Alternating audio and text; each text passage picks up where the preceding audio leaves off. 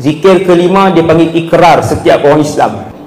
Siapa yang sebut ikrar ni 3 kali, ni Nabi sebut 3 kali ni Nabi sebut, bukan saya. Siapa yang sebut ikrar ini 3 kali pagi, 3 kali petang. Ikrar hak kita duk angkat tangan up tu. Hak ni ikrar orang Islam. Apa dia angkat tangan setiap hari? Raditu billahi rabba wa bil islami dina wa bi Muhammadin rasulah. Dia ulang 3 kali. Allah Ta'ala kata kalau dia mati hari yang dia sebut tu, aku redha dia. Nak cari mana ni? Kan susah pun, kan? Sekejap je.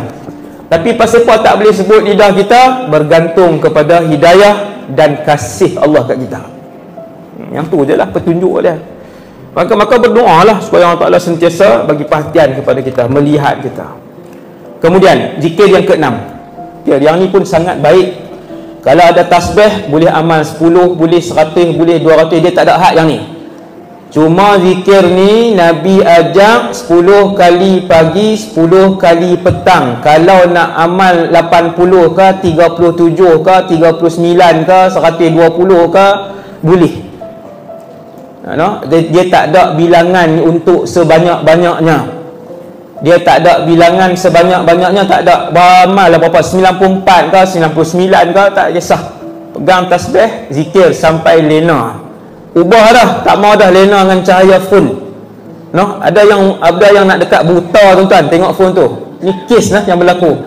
Ada yang nak dekat buta, hari-hari 5-6 jam. Zikir yang ke-6 kita ikut sama-sama. La ilaha illallah wahdahu la syarika lah, lahul mulku wa lahul hamd wa huwa ala kulli syai'in qadir. Dalam ni dia tulis 10 kali pagi, 10 kali petang. Zikir ni kalau semayang subuh kita sebut 10 kali, lepas semayang maghrib pun kita sebut 10 kali zikir ni.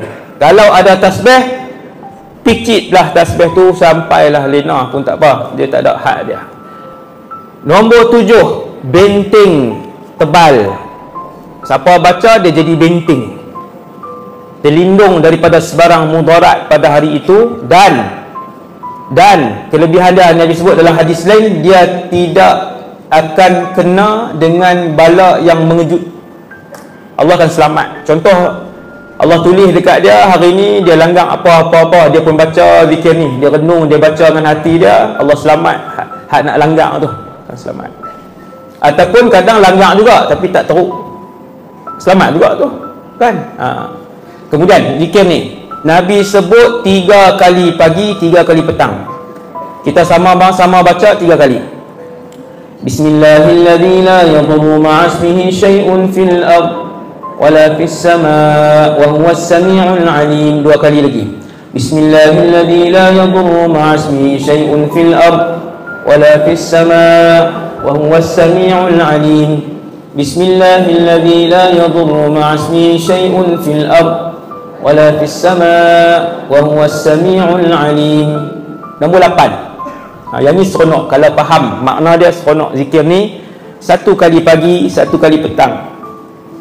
Ya hayyu ya qayyum bi rahmatika astaghith aslih li sya'ni kullah wa la takilni ila nafsi tarfata 'ain. Ni sekali pagi, sekali petang. Kemudian nombor 9, ketua segala istighfar. Dia panggil Sayyidul Istighfar. Siapa yang baca kemudian mati pada hari dia baca, dia ahli syurga. Yang ni Nabi sebut, hadis tu hadis sahih, riwayat Imam Bukhari. Hadis itu sahih, riwayat Imam Bukhari.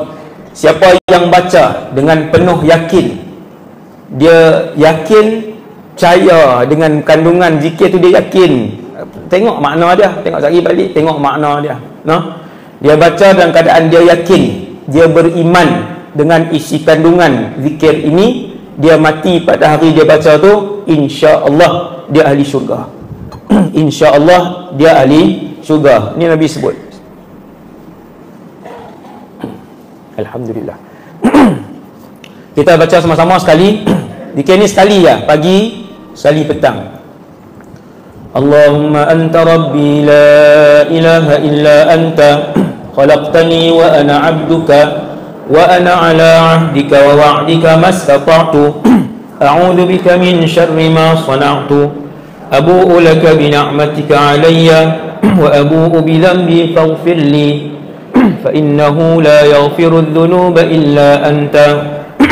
Kemudian zikir nombor 10. Ini 3 kali pagi, 3 kali petang.